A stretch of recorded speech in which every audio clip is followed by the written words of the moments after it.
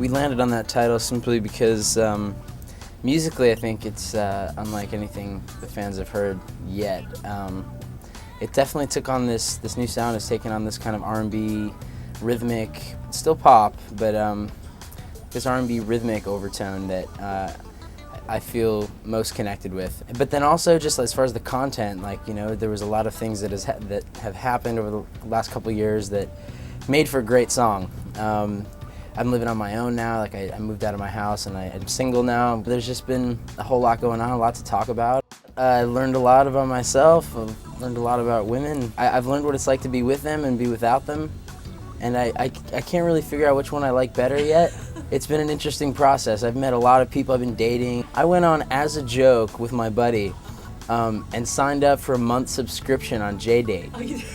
And the reaction was incredible because I went on and I put like 4 of my own personal photos, and they were like candid, like no one else had them. So it was obvious like you had to know me to get these photos. And I'm talking to these girls and I'm trying to get like interact, and they're just like, I'm sorry, I can't talk to you. You're not who you say you are. And I think it's ridiculous what you're trying to do. And I can't land one girl on JDate. Some of the material is definitely autobiographical. I wrote, like I said, my experiences just being in a relationship for 3 years, being with someone who was probably like my first real, like true love, and then, you know, coming out of that and being single and that whole process. I wrote a song on the album called It's Over. Kind of talks about like that initial feeling that you have when it's over.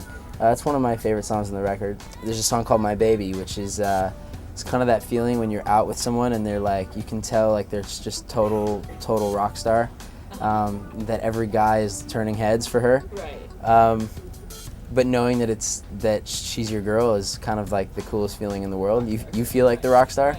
So that's a really fun track. JR wrote him, produced that, and we had a great time. This whole record was just really fun, you know? You know, I put the single on the MySpace page, and I've been getting such a positive reaction. Like they're really coming through, and I was nervous. Like I was really nervous because those are your fans, and you want to make sure they're happy. And yeah, the reaction's been great, and I certainly think a lot of those fans that were 16, you know, back in 2004, that are now my age, 20, 21, I think they're going to gravitate towards this song and this content for sure.